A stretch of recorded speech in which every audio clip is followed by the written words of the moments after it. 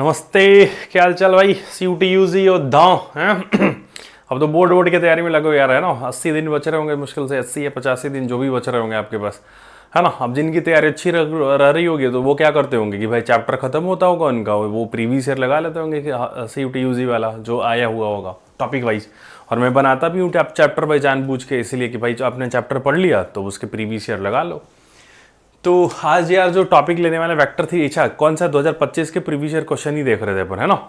तो इसमें से मेरे हिसाब से शायद ये सब चीज़ तो देख ही चुके हैं। मैट्रिसेस डिटरमिनेंट है ना, कॉन्टिन्यूटी डिफरेंशियल, ये सब तो हम लोग शायद देख चुके हैं। प्रोबेबिलिटी नहीं देखा है हमने, है ना, प्रोबेबिलिटी नहीं देखा है।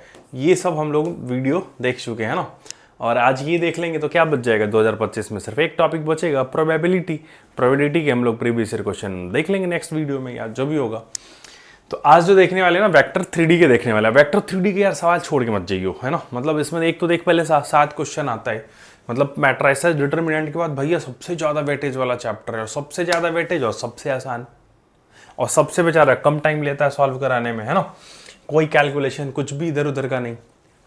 चलो तो फर्स्ट क्वेश्चन क्या देखें, the direction cosine of A line equally inclined with the coordinate axis. अब डायरेक्शन कोसाइन है तो डायरेक्शन कोसाइन क्या जानते हो, cos alpha cos beta cos gamma, है ना। अब वो बोल रहे कि सब जो है ना इक्वली इंक्लाइंड है, मतलब सबकी वैल्यू सेम ही है ना। अल्फा बीटा गामा सब जो है इक्वली इंक्लाइंड है, मतलब कॉस अल्फा की वैल्यू वही है जो कॉस बीटा की है, जो कॉस गामा की है, ठीक है। तो यानी L बराबर M बराबर N हो गया। L बोलते भी हो, कॉस अल्फा को L बोलते हो, कॉस बीटा को M बोलते हो, है ना, ये तो जानते ही हो। तो क्या हम जानते हैं कि L square plus M square plus N square बराबर क्या होता है भैया 1 होता है। तो यार L बराबर M बराबर N है ना। तो हर जगह क्या हो जाएगा, यहाँ पे भी समझो कि क्या है L है, यहाँ पे भी L है, तो क्या हो गया 3L स्क्वायर बराबर 1। तो L बराबर क्या हो जाएगा, है ना, ये 1/3, L स्क्वायर बराबर 1/3। तो L बराबर क्या हो जाएगा प्लस माइनस 1/√3। अब 1/√3 तो LMN यही है, तो 1/√3 प्लस माइनस, है ना। So C is the correct option, मतलब third is the correct option. Simple सरल बात। नेक्स्ट में क्या पूछे, match the following. Match the following मैंने बोला तो CUT का अपन तो भैया मैच द फॉलोइंग कैसे करते हैं पता ही है आपको, है ना। सबसे पहले ऑप्शन देखते हैं कि कौन सा कटने वाला। ए वाला, ए ऑप्शन जो है ए क्यों नहीं करेंगे, मतलब लिस्ट 1 में ए वाले पार्ट को क्यों नहीं सॉल्व करेंगे, क्योंकि 4-4-4 भी मैच है, बहुत जगह मतलब 4 है ना। अब बी में फर्स्ट सेकेंड थर्ड, है ना, सेकेंड बी है। तो चलो कोई बात नहीं, कम से कम बी सॉल्व कर लेंगे। अगर मान लो फर्स्ट से थर्ड सेकंड आ गया तो कम से कम फर्स्ट थर्ड तो कट जाएगा। या फिर मान लो बी का ऐसे मान लो थर्ड आ गया, थर्ड ही सीधे आ गया तो भैया 3 में टिक लग जाएगा, बाकी सब कट जाएंगे, मतलब 3 ऑप्शन करेक्ट हो जाएगा। ऐसे ही सी और डी पे भी देख लो। सी पे तो सॉल्व करेंगे, सेकंड यहाँ पे सेकंड और थर्ड है ना, तो सेकंड में तो सेकंड से थर्ड से सी ऑप्शन मैच किया हुआ है। तो बी या फिर डी देख लो, डी भी सॉल्व कर सकते हैं, बी पॉजिटिव रहते हैं अपन थोड़े, है ना। तो चलो बी सॉल्व कर लेते हैं। एंगल बिटवीन टू वेक्टर है तो हमेशा कौन देगा, डॉट प्रोडक्ट। हमेशा कौन देगा, डॉट प्रोडक्ट, है ना। अब dot product a dot b जानते हो तुम, है ना। मैं ऐसे ही जबरदस्ती लिख रहा हूँ। ए डॉट बी क्या होता है कि modulus of a into modulus of b cos theta, है ना।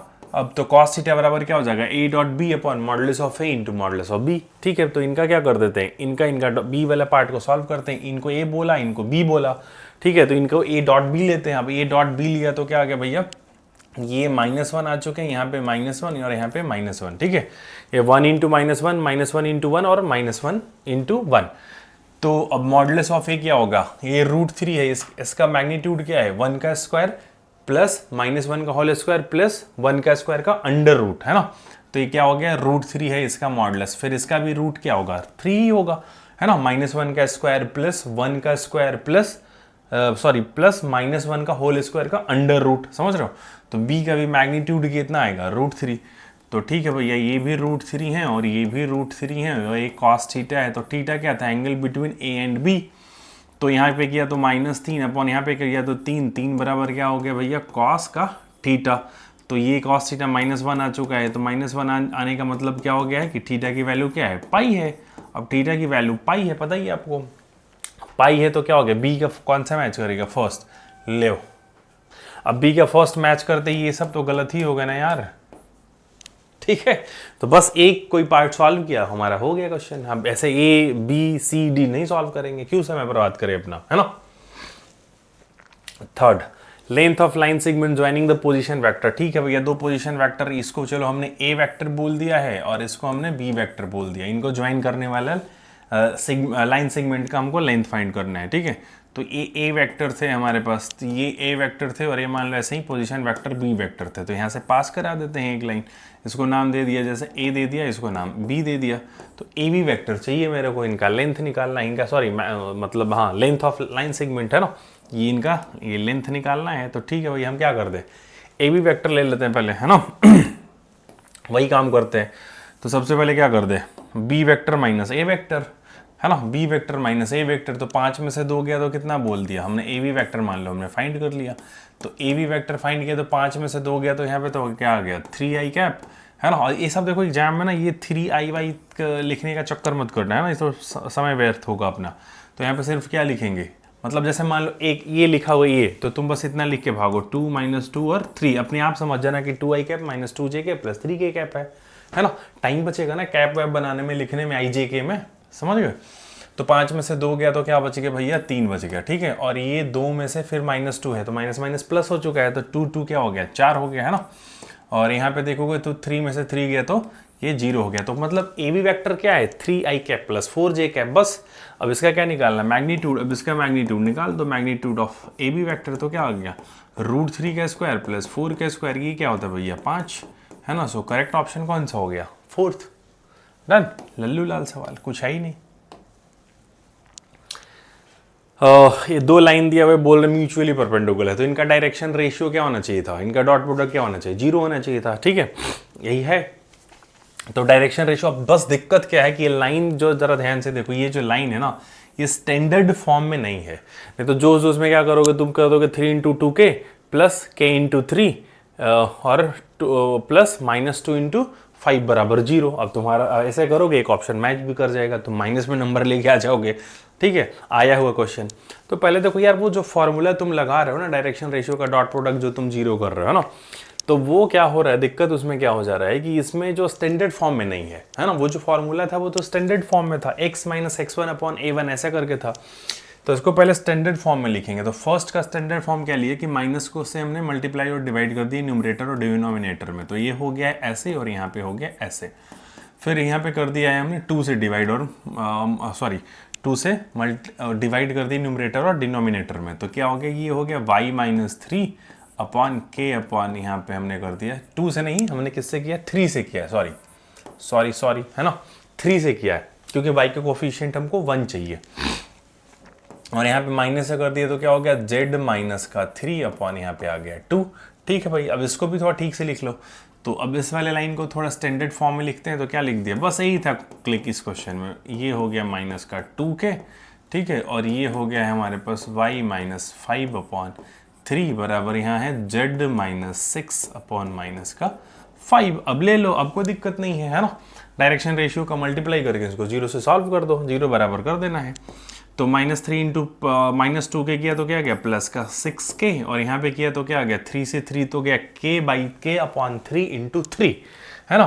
तो क्या कर दिया, सीधा सीधा k आ गया, और यहाँ पे 2 × -5 करने पे क्या आ गया, -10 आ गया बराबर 0। सो k की वैल्यू क्या आ चुकी है, अच्छा हमने क्या कर दिया है ये, तो k 6k और k क्या हो गया 7k बराबर हो गया है 10, और k बराबर क्या हो गया है 10/7। So correct option is first. ठीक है, लल्लू लाल सवाल। मैं इसलिए बार बार बोलता हूँ कि इसके क्वेश्चन छोड़ के नहीं जाना, साथ साथ क्वेश्चन आ रहे हैं, समझ रहे हो, और क्वेश्चन सबसे आसानी से लगने वाले सवाल हैं, तो क्यों छोड़ के जाएंगे यार। 5 कि ये vector of magnitude 8 unit is in direction of perpendicular. तो जब भी दुनिया में ना, मतलब क्या बोलूँ इसको, ये कॉन्सेप्ट है या जो बोल लो तुम अपने हिसाब से करो, बाकी तो इसकी ज्योमेट्री करोगे तो समय बहुत चला जाएगा। मैं तो समझा सकता हूँ आपको सारा कुछ, प्लेन में 2 वेक्टर लेके, है ना, इनके 2 परपेंडिकुलर बनाऊंगा, फिर बोलूँगा A क्रॉस B लो, है ना, इधर की तरफ जाएगा तो वो परपेंडिकुलर है। तो खैर वो सब नहीं जाओ। अगर मान लो आज के बाद ना जीवन में आपको ऐसे दिख जाए ना कि A क्रॉस B लिखा है, तो तुम इसका जो मीनिंग समझना ना, ज्योमेट्रिकल मीनिंग क्या समझोगे कि A क्रॉस B भी क्या है, एक वेक्टर है। ये वेक्टर हमेशा A के भी परपेंडिकुलर होगा और B के भी परपेंडिकुलर होगा। तो मतलब हमको कभी भी मान लो एक ऐसा वेक्टर चाहिए जो A के परपेंडिकुलर हो और B के भी परपेंडिकुलर हो, तो आंख बंद करेंगे और क्या कर देंगे, A क्रॉस B निकाल देंगे। ठीक है, तो पक्का आएगा। अब रही बात यहाँ पे क्या पूछा कि हम उसका मैग्नीट्यूड 8 होना चाहिए। अब उसका मैग्नीट्यूड 8 यूनिट होना चाहिए, तो भैया हम क्या करते हैं, पहले उसको हम यूनिट वेक्टर बनाते हैं। यानी अगर मान लो तुमको ऐसे पूछे कि 20 आम का दाम बताओ, है ना, ठीक है, मतलब कोई ऐसे पूछ ले 20 आम का दाम बताओ और 1 आम का दाम तुमको पता नहीं है, तो कैसे बता पाओगे? सबसे पहले क्या करोगे, 1 आम का दाम पहले पूछोगे, भैया 1 आम का दाम बताओ, तो मैं 20 आम का दाम बता दूंगा, मल्टीप्लाई कर दूंगा सीधे 20 से, है ना। 1 आम का दाम अगर 5 रुपया तो ठीक है। तो वैसे ही क्या कि यार यूनिट वेक्टर तुम बनाने का मतलब क्या होता है, उस वेक्टर का ही लेंथ कितना होता है, मैग्नीट्यूड कितना होता है, 1 होता है। तो अगर मेरे को वो मिल गया तो बस फिर 8 से मल्टीप्लाई कर देंगे। तो a क्रॉस b का हम क्या कर देंगे, इसका यूनिट वेक्टर फाइंड कर लेंगे, है ना। तो यूनिट वेक्टर फाइंड कर लेंगे, क्या करेंगे, जो ये वेक्टर मिला था a क्रॉस b उसी के मैग्नीट्यूड से उसको डिवाइड कर देंगे तो मिल जाएगा। चलो इसको नाम दे देते हैं सी कैप, है ना। सी कैप क्या है, यूनिट वेक्टर है, ठीक है। तो उसको कैसे बना दिया हमने, a क्रॉस b के मैग्नीट्यूड से क्या कर दिया है, डिवाइड कर दिया, ठीक है, कंफर्म हो गया, एक यूनिट वेक्टर आ गया है हम अपने पास। और उसमें बाद में क्या कर देंगे, 8 से मल्टीप्लाई कर देंगे, है ना। बाद में हम क्या कर देंगे, जो हमारे क्वेश्चन का रिक्वायरमेंट है वो कर देंगे, ठीक है। तो पहले तो एक सी वेक्टर फाइंड करते हैं, सी कैप फाइंड करते हैं, ठीक है। तो हमने फाइंड किया, तो ए क्रॉस बी फाइंड करने के लिए क्या कर देंगे, कुछ नहीं है, ए क्रॉस बी हमने फाइंड किया मान लो, तो यहाँ पे तो आई कैप है, जे कैप है ना, एक ए कैप है भैया, और ये क्या है, 1 है, 1 है, 1 है, यहाँ पे 2 है, आई जे वाला पार्ट, तो ये तो जे वाला पार्ट, तो यहाँ इसमें 0 है और के वाला 1 है, ठीक है। तो कैसे निकलेगा, i इंटू क्या हो गया है, 1 माइनस 0 माइनस का j कैप, है ना। तो यहाँ करेंगे तो क्या हो गया, 1 माइनस का 2 और यहाँ पे कर देंगे प्लस का k कैप, तो क्या हो गया, ये 0 माइनस 2, ठीक है। तो ये क्या आ गया है, i कैप, और यहाँ पे माइनस माइनस प्लस है, प्लस का j कैप, ठीक है, और यहाँ पे माइनस का 2 k कैप, सिंपल। अब हमने क्या कर दिया, a क्रॉस b का मैग्नीट्यूड निकाल लेते हैं। तो a क्रॉस b का हमने क्या निकाल लिया, मैग्नीट्यूड निकाल लिया यार। मैग्नीट्यूड निकाला तो क्या हो गया, ये 1 का स्क्वायर प्लस 1 का स्क्वायर, है ना, और प्लस माइनस 2 का होल स्क्वायर, है ना। तो ये तो आपको पता ही है क्या होगा, 2 करोगे तो इधर क्या आ गया, √6, है ना, √6 आ गया। तो हमने क्या कर दिया भैया, जो हमको ये वैक्टर मिला था ये वाला, इसमें क्या कर देंगे, √6 से क्या कर देंगे, डिवाइड कर देंगे यार। अब डिवाइड कर दिया, इधर मान लो ऐसे लिख लेते हैं, आई कैप प्लस जे कैप माइनस का 2k कैप, है ना। इसको डिवाइड कर दिया है हमने किससे, √6 से। अब मेरे को 8 यूनिट का चाहिए भाई, एक यूनिट वेक्टर मिल चुका, मतलब एक ऐसा वेक्टर मिल चुका जिसका मैग्नीट्यूड 1 है, तो उसमें 8 से मल्टीप्लाई कर देंगे। तो 8 से मल्टीप्लाई कर दिया तो क्या हो गया, 8 और √6 को ऐसे लिख दो, और बाकी ऑप्शन देखो ध्यान से, आई, है ना, जे और माइनस का 2k कैप, ऐसे देखो कौन सा ऑप्शन दिख रहा है आपको। तो ये ऐसे करने पे थर्ड ऑप्शन दिख रहा था अपने को, है ना। So third option is the correct option. लल्लू लाल सवाल, कुछ भी नहीं है। 6, ये 6 में क्या है कि चलो कोई बात नहीं, A vector minus V vector find करना है। देखो जब भी ऐसा क्वेश्चन तुमको फाइंड करना हो ना, तो ये चीज को नहीं भूलना है कि ए डॉट ए क्या होता था, मैग्नीट्यूड ऑफ ए स्क्वायर। जब भी तुमसे कोई मैग्नीट्यूड पूछे ना किसी वेक्टर का, तो तुमको हमेशा सोचना कि यार ऐसे कुछ तो होता था। तो तुम क्या कर दो, a माइनस बी का मॉड पूछा है ना, तो तुम सोचो कि a माइनस बी का हम लोग क्या निकाल देते हैं, मॉडलेस का स्क्वायर निकाल देते हैं। तो इसका मतलब कैसे लिखेंगे, है ना, a के जगह पे क्या लिखा हुआ है, a माइनस बी लिखा हुआ है, तो इसका क्या कर देंगे, इसका डॉट प्रोडक्ट ले लो आप, है ना, ऐसे लिख सकते हैं, कोई दिक्कत नहीं, ऊपर वाला फॉर्मूला यूज करके, ठीक है, कोई इशू नहीं है। अब क्या कर दिया, इसको करोगे तो क्या आ जाएगा, मॉडुलस ऑफ ए स्क्वायर, क्योंकि ए डॉट ए करोगे तो modulus of a square, minus b dot a करोगे, है ना। अब क्या हो जाएगा, माइनस का यहाँ से इसमें मल्टीप्लीकेशन कर दो, माइनस इसमें करोगे तो क्या आ जाएगा, माइनस ए डॉट बी, है ना, और यहाँ पे करोगे तो प्लस का बी डॉट बी क्या हो जाएगा, मॉडुलस ऑफ बी का होल स्क्वायर, ठीक है, मॉडुलस ऑफ बी का होल स्क्वायर। अब ए डॉट बी बराबर क्या होता है, b dot a dot b बराबर बी डॉट ए, कोई फर्क नहीं होता। तो इसको क्या कर देंगे, मॉडुलस ऑफ क्या आ चुका है हमारे पास, A square plus modulus of B square, और यहाँ पे कर देंगे माइनस का 2a डॉट बी, है ना, क्योंकि हमने क्या कर दिया, b डॉट ए को क्या लिख दिया, a डॉट बी लिख सकते हैं, हाँ, मतलब मैं ये बोल रहा हूँ कि b dot a must be equal to क्या होता है, a डॉट बी, ये होता ही होता है, तुम लोग लिख सकते हैं यार, क्या इशू है, कोई इशू नहीं है। तो मॉडुलस ऑफ a दिया हुआ था उन्होंने, है ना, 2 का स्क्वायर किया तो क्या आ गया 4, और b का स्क्वायर किया तो क्या आ गया 9, और a डॉट बी दिया हुआ है, a डॉट बी देखो ध्यान से देखो तो क्या है 4 है, तो क्या कर दिया 8 कर दिया, तो 9 4 13, 13 में से 8 गया तो क्या आ गया भैया 5। तो अपने को क्या चाहिए था, a माइनस बी का ये है ना स्क्वायर का, तो हमने क्या कर दिया, ऐसे कर निकाल देंगे, ये आ चुका था। तो √5 इज द करेक्ट ऑप्शन, है ना। बस जो उसमें 5 मत मार के आ जाना। लास्ट सवाल, है ना, 7 क्वेश्चन आए थे, 7 क्वेश्चन कर लिए। अब ये सीधा सीधा देखो फॉर्मूला पे शॉर्टेस्ट डिस्टेंस बिटवीन पूछा है भैया, मतलब तुमको पता ही होता है कि यार कि ए वेक्टर प्लस मान लो ऐसे लेमडा बी लेमडा मान लो ऐसे यहाँ पे ले लेता हूँ पी वेक्टर है, और यहाँ पे एक सॉरी वेक्टर बोल रहा हूँ, एक लाइन है आर वेक्टर बराबर A vector plus lambda P vector, और एक जो लाइन दिया हुआ है मान लो बी वेक्टर प्लस ये म्यू ऐसे लिखा हुआ है क्यू वेक्टर, है ना। तो भाई इन दोनों लाइन के बीच में डिस्टेंस क्या होगा, शॉर्टेस्ट डिस्टेंस क्या होता है, परपेंडिकुलर डिस्टेंस होता है। तो कैसे फॉर्मूला था, यही तो था यार कि ये बी डॉट, अच्छा लाइन दोनों आपस में क्या है, पैरेलल नहीं है, क्योंकि देखो यहाँ पे देखो ये दोनों क्या है, अलग अलग है ना, इनका डायरेक्शन इनका जो रेशियो है अलग अलग है, ठीक है। तो ये पैरेलल तो है नहीं, तो पैरेलल नहीं है तो फिर देखते हैं कि B vector minus A vector dot क्या करते हैं, पी क्रॉस क्या निकाल देते थे, है ना, पी क्रॉस क्यू, और फिर क्या करते थे तुम, इसके मैग्नीट्यूड से डिवाइड कर लेते थे, है ना, पी क्रॉस क्यू के मैग्नीट्यूड से डिवाइड कर लेते थे, है ना।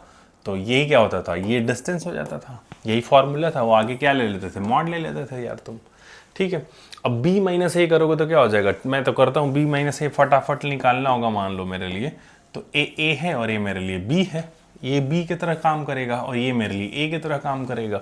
तो b माइनस ए करूंगा तो फिर से देखो मैं कैसे लिख रहा हूँ, 2 में से 1 गया तो क्या बच गया 1, और 4 में से 2 गया तो क्या बच गया 2, और a में से गया तो क्या होगा, यानी क्या लिखा i cap plus 2j cap plus 2k cap से में बचाना है मेरे को। अब रही बात p क्रॉस q निकालने की, तो p क्रॉस q तो निकालना पड़ेगा आपको, तो यहाँ पे चलो निकाल लेते हैं। ये हमारा p क्रॉस q रहा, है ना। तो ये i कैप है, j कैप है, k कैप है भैया, है ना। तो 2 3 4 था, कोई बात नहीं, 2 3 4, और यहाँ पे क्या है 3 4 5, यहाँ पे क्या है 3 4 5। तो i कैप इंटू क्या करेंगे जरा ध्यान से देखो, है ना, इसको किया तो 15, 15 में से ये माइनस का 16, चलो कोई बात नहीं लिख लेते हैं, इतना भी तेजी क्या करना है ना। माइनस का j कैप इंटू करेंगे तो क्या आ जाएगा, 5 में 10, 10 में से करेंगे ये 12, है ना, प्लस का k कैप, प्लस का k कैप किया तो क्या आ गया मेरे भाई 8, 8 में से 9 चला गया, ठीक है, तो 8 में से 9 चला गया, ठीक है। तो यानी कुल मिला के क्या आ गया, माइनस का i कैप, और यहाँ से आ गया प्लस का 2j कैप, और यहाँ पे माइनस का k कैप, ठीक है, डन।